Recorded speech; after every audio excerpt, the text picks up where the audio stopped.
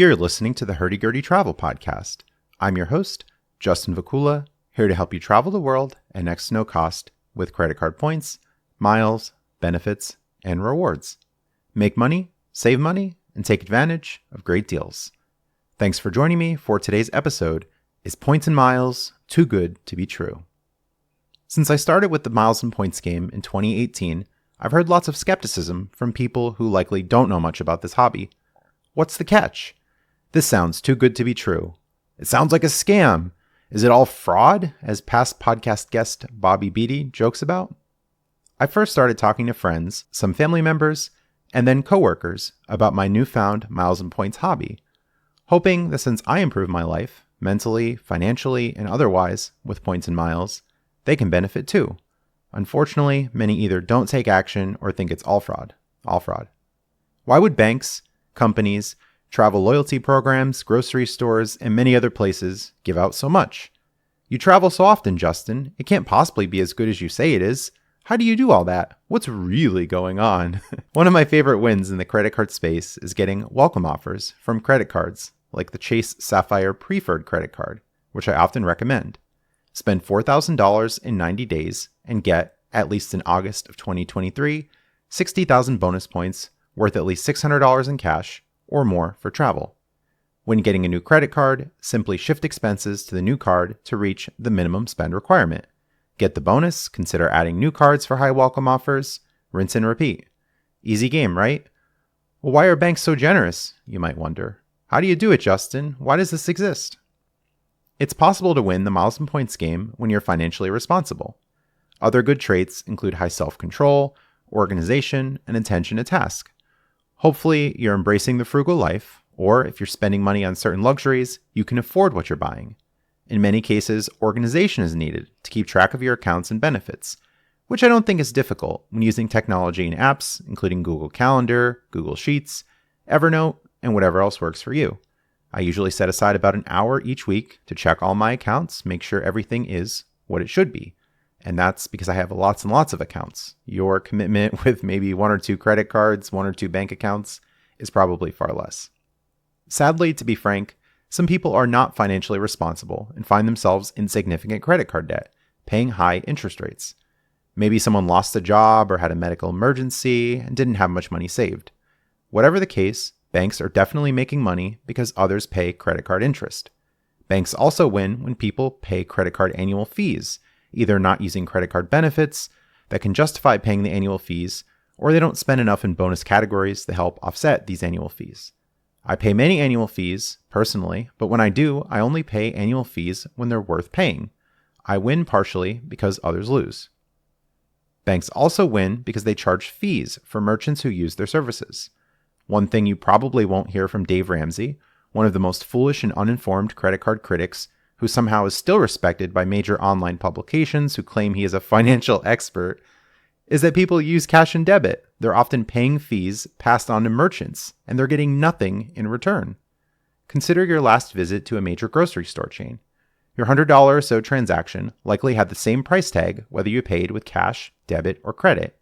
The grocer likely baked in merchant fees from payment processors as part of that transaction, and those few percentage points, especially from Amex cards in many cases, add to big profits for banks. Banks also win because people aren't super users like myself. Since I use credit for higher business-related expenses and creative spending, as I've discussed in previous episodes, I get far more rewards than people who only use credit for just some purchases. No matter what, banks will make merchant transaction fees on my transactions at grocery stores, for example, but I'm not paying credit card interest. I'm paying balances in full. I'm using credit card benefits, and I'm ultimately winning. Maybe banks lose money to me, but they win from others paying interest on significant credit card debt.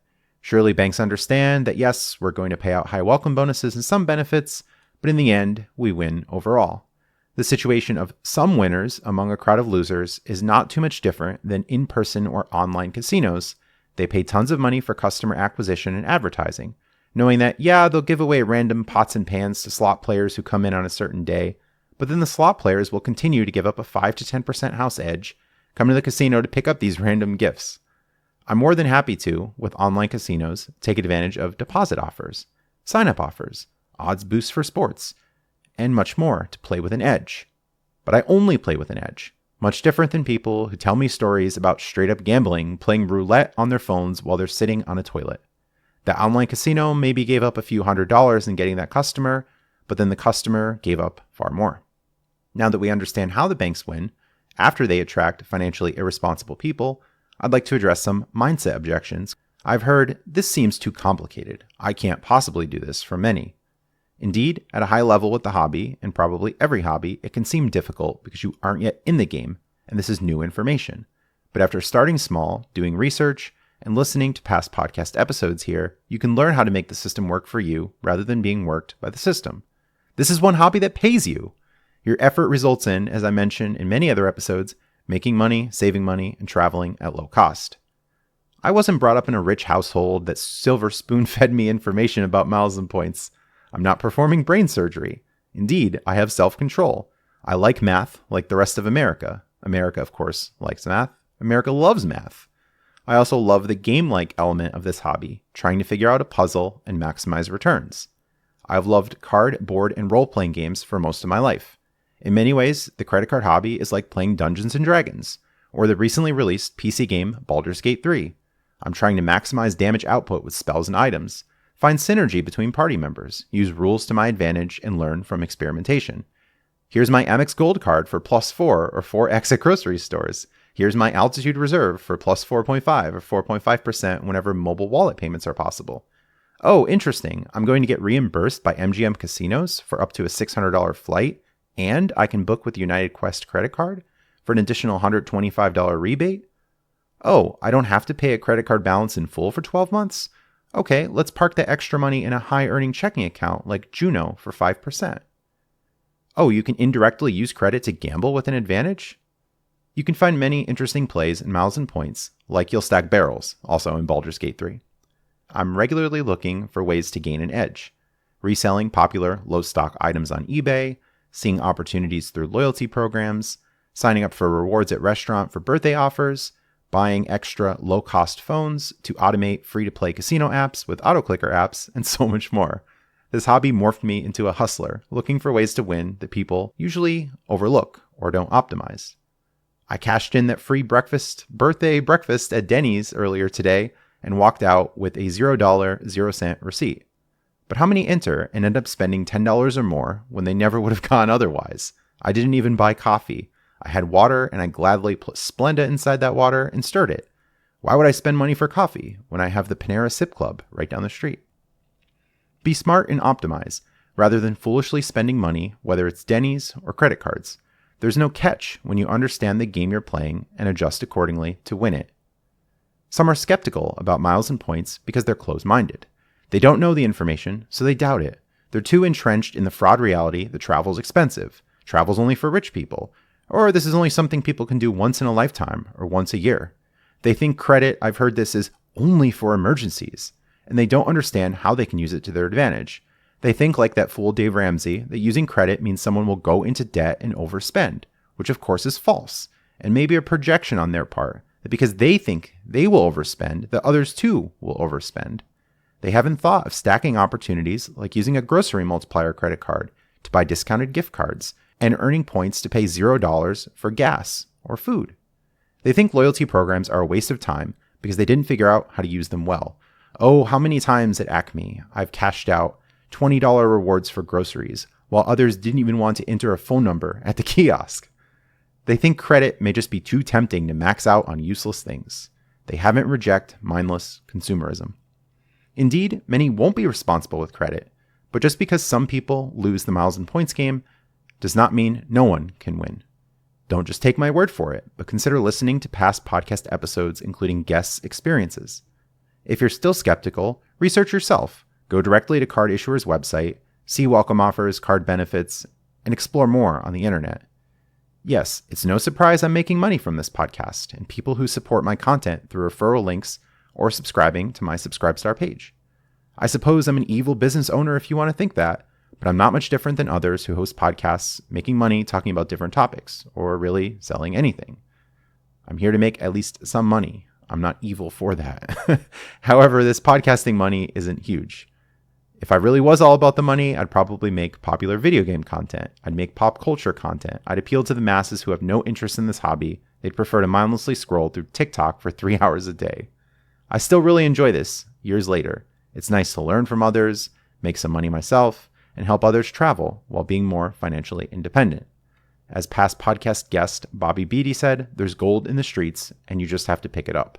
At a really basic level, the Miles and Points hobby is really easy money for low effort for people who can be motivated and financially responsible.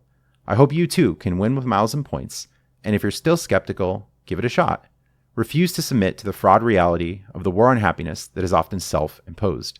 Stop telling lies like travel is expensive, banks are evil, Miles and Points is all a scam, or points and miles is just not worth it. Put in some effort and have discipline.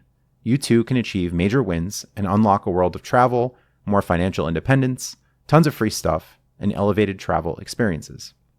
What a great equalizer I think this hobby can be.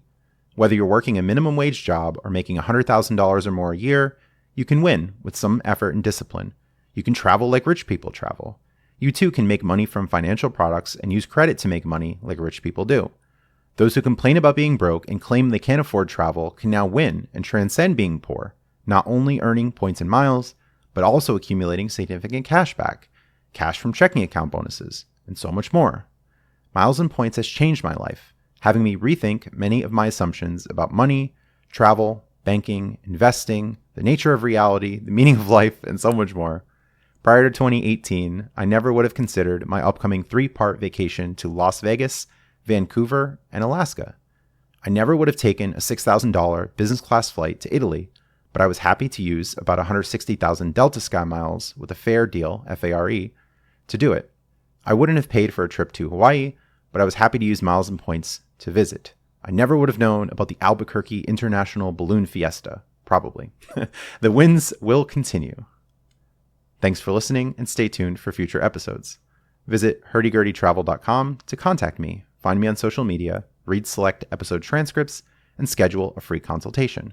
Support the show through Subscribestar, referral links, and buying from my eBay store.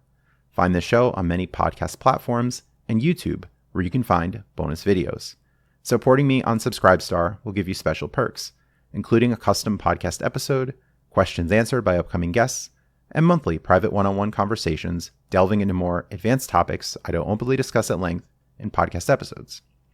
Visit meetup.com/Philly Miles and Points to learn about Greater Philadelphia travel, credit Miles and Points meetups I host in Willow Grove, Pennsylvania. I hope to see you in person at a future event. Find a link in the show notes. I'll also be speaking at the upcoming Lake Tahoe conference, Zorkfest, in October of 2023, which will include social events and sessions educating about miles, points, and gambling. Find more information at zorkfest.com. That's ZORKFEST.com. Listen to my other podcast, the Stoic Solutions Podcast, found at stoicsolutionspodcast.com. That's STOIC solutionspodcast.com. My podcast guests and I offer practical wisdom for everyday life inspired by the ancient tradition of Stoic philosophy from Greece and Rome. Thanks for listening. Have a great day.